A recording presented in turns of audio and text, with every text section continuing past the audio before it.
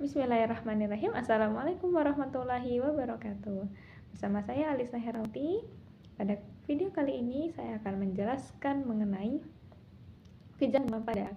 Semoga video ini dapat menginspirasi kita semua tentang kejang demam pada anak. Nah, yang pertama adalah kita akan bahas apa itu kejang demam. Kejang demam sendiri merupakan bangkitan kejang yang timbul akibat kenaikan suhu, di mana suhu rektalnya itu di atas 38 derajat. Nah, kejang demam sendiri itu terbagi menjadi dua. Ada yang kejang demam sederhana, ada kejang demam kompleks.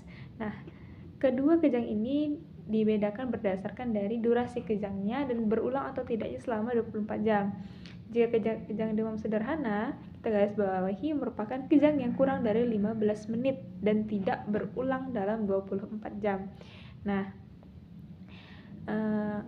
hal lain yang berhubungan dengan kejang demam sederhana ini seperti dia ini merupakan kejang tonik klonik umum, kemudian juga dapat sembuh dengan spontan dan tanpa kejang vokal. Nah, sedangkan kejang demam kompleks ya, yang kita garis bawahi adalah dia berlangsung itu lebih dari 15 menit dan berulang selama dalam 24 jam. Nah, dia juga merupakan kejang vokal atau parsial. Kemudian juga didapatkan abnormalitas status neurologi. Nah, kejang demam kompleks sendiri pada kejang demam ini itu akan didapatkan riwayat kejang tanpa demam pada orang tua atau saudara kandung si anak yang mengalami kejang demam ini. Jadi dia itu dapat dipengaruhi oleh genetik. Kemudian patofisiologi dari kejang demam sendiri.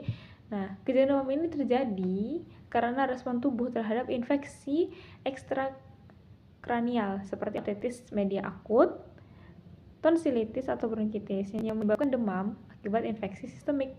Nah, jadi dia ini awalnya demam. Nah, jadi setiap kena suhu sebesar 10 derajat Celcius itu akan meningkatkan metabolisme basal 10-15% dan kebutuhan oksigen juga sebanyak 20%. Nah, yang perlu digarisbawahi juga di sini, anak dengan ambang kejang rendah bisa mengalami kejang pada suhu 38 derajat. Sedangkan anak yang memiliki ambang kejang tinggi itu kemungkinan kejangnya pada suhu 40 derajat. Jadi semakin tinggi suhu maka semakin tinggi ambang kejang seorang anak, dia suhu yang menyebabkan dia itu terkena kejang demam itu juga lebih tinggi. Nah, manifestasi atau gejala pada penyakit kejang demam pada anak ini, pertama itu peningkatan suhu. Nah, peningkatan suhu ini berlangsung dengan cepat, jadi biasanya lebih dari 38 derajat Celcius.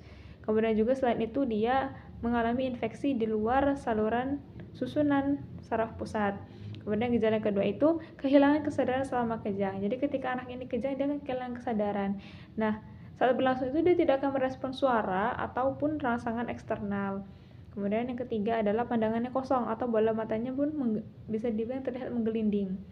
Nah, kemudian yang selanjutnya adalah durasinya singkat. Nah, kejang ini nih biasa singkat, sekitar beberapa detik hingga beberapa menit, biasanya kurang dari 5 menit.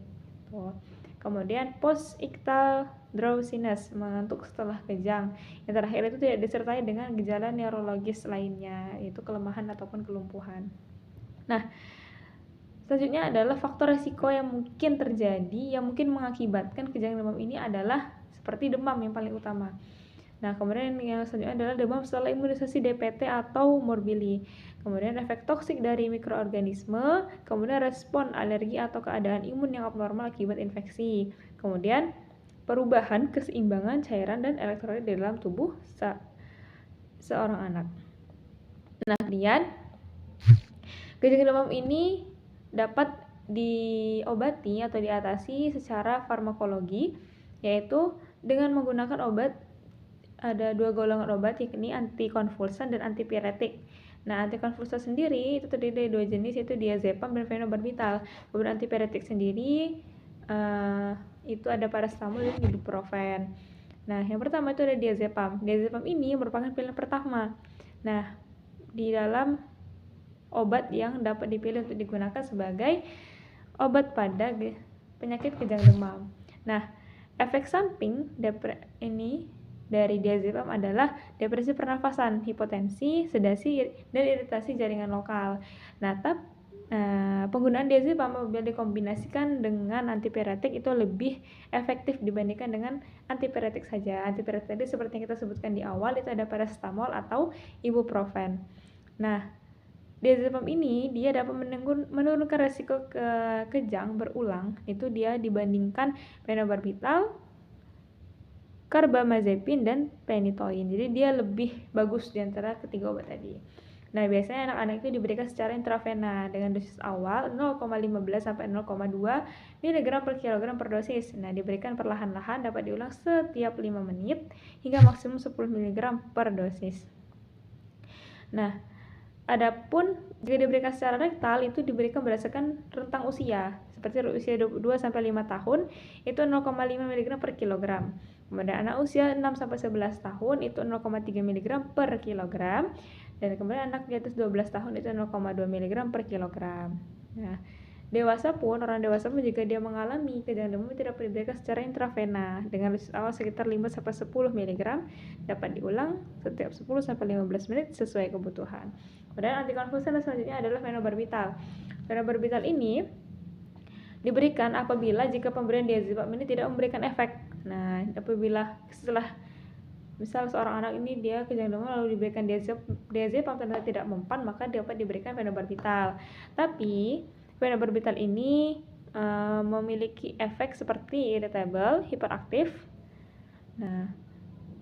Nah, jika phenobarbital ini digunakan setiap hari, dia efektif akan menurunkan demam. Tapi yang perlu diperhatikan adalah beberapa kasus setelah diteliti, pemakai phenobarbital ini mengalami gangguan perilaku ataupun kesulitan belajar. Nah, pemberiannya pun pada anak-anak itu seperti berdasarkan indikasi itu seperti pada profilaksis kejang demam dengan dosis awal itu 15 mg per kilogram ya, secara intramuskuler ataupun oral. Dan diikuti setelah itu dengan dosis pemeliharaan sebesar 5 mg per kilogram setiap 24 jam hingga demam mereda.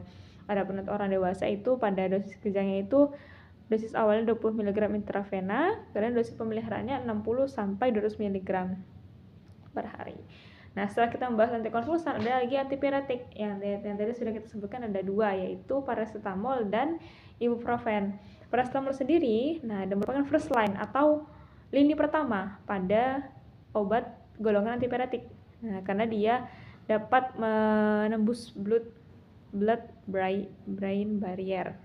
Nah, kemudian efek sampingnya juga ini dia hampir tidak ada efek samping, malah tidak ada iritasi, mual, pendarahan lambung, gangguan pernafasan, dan keseimbangan asam basa.